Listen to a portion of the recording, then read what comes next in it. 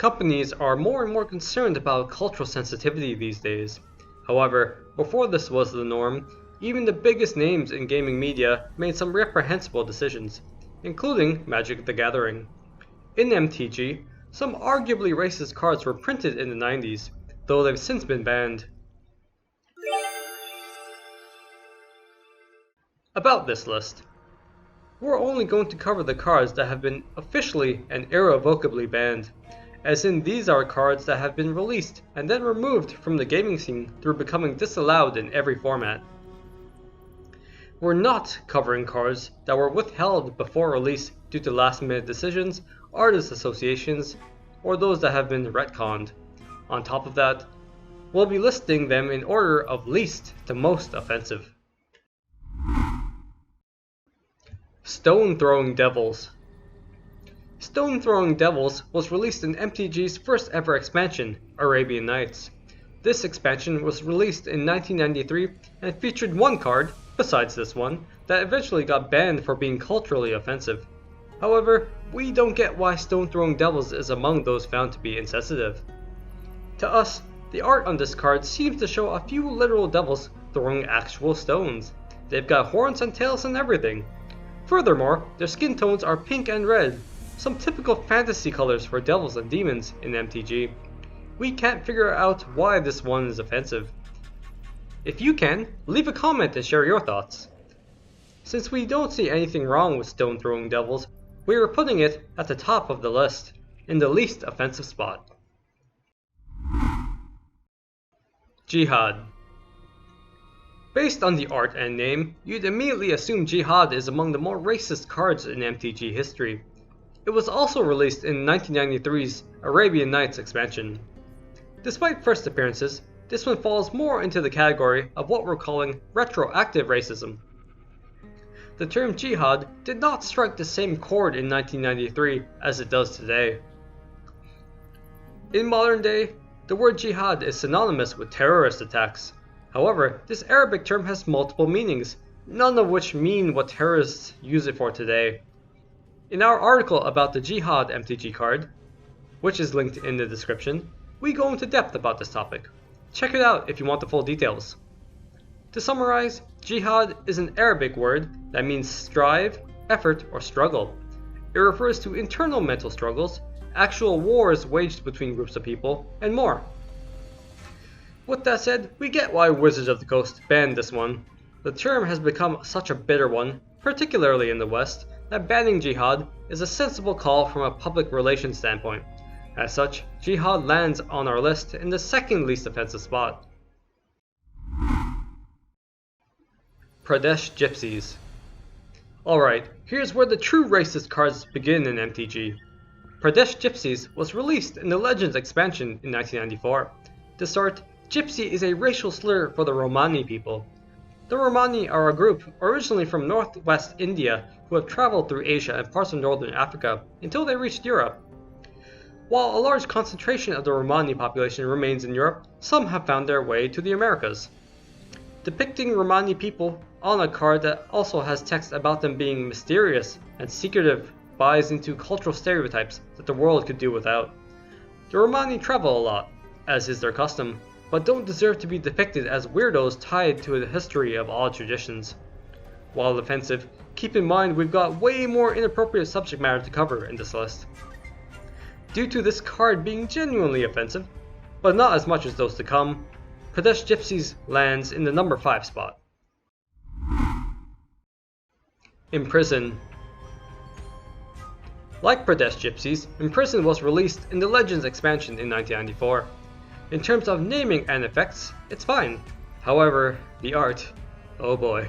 Depicting an emaciated dark-skinned person with a metal helmet locked onto their head? Wow. Back when slavery was the dominant feature in the United States, it was not uncommon to see African American slaves forced to wear similarly horrendous helmets as a form of containing and punishing them.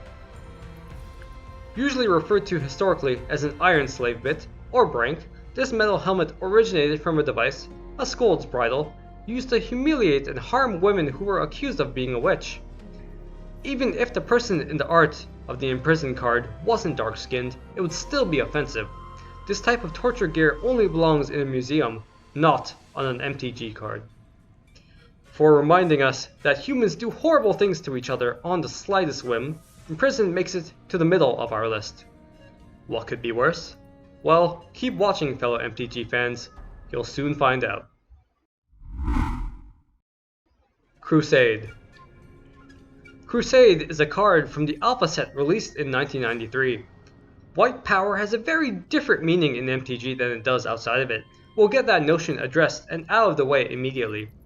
With that said, when you have a card called Crusade depicting only Templars with an effect that increases the power and toughness solely of white creatures accompanied by a burning building in the background, it feels like a call to arms for neo-Nazism. Despite the aforementioned issue, in universe, there are rational explanations for everything on this card. By definition, a crusade is a remedial enterprise undertaken with zeal and enthusiasm. It is not inherently a racist concept, but does have racist connotations, especially if you think about the Crusades from the 11th, 12th, and 13th centuries, where Christian powers waged war against Muslims over possession of the Holy Land. Since the Crusade MTG card can be considered a direct reference to the Crusades, there's a lot of religious strife connected to it. As a result, we're dubbing it the third most offensive banned card in Magic the Gathering. Cleanse. Cleanse is yet another racist MTG card from the Legends expansion released in 1994. It's a white sorcery that destroys all black creatures. You can see how people find this one offensive without needing any explanation. To clarify, all the black creatures depicted in this card's art are non-human. You see skeletons and goblins for the most part. These creatures are often found within the black mana coloring, so that's not racist by itself. What denotes this card as being offensive is the correlation of this effect with the word cleanse, as it's a bit too close to the concept of ethnic cleansing. This term refers to the extermination of minorities. As such, framed alongside effect text like destroy all black creatures, and said black creatures being referred to as foul beasts in the flavor text, it paints a brutal picture that reminds people too much of real-world genocides. For being negligent of real-world tones this card can evoke, Cleanse reaches the penultimate spot on our list. Invoke Prejudice. For those of you about to argue that the figures on this card are not meant to look like members of the KKK, get your eyes checked. Invoke Prejudice is another of the banned cards from the Legends expansion released in 1994. It is arguably the most racist out of the offensive MTG cards ever printed. Firstly, a short history lesson. Pointed hoods worn along with robes existed before the KKK. However, this infamous white supremacy group stole this wardrobe choice from the Confraternity of Penitents because they liked this religious group's intense practices. Shout out to Blasphemous and Blasphemous 2. Next, look at the card's effect text.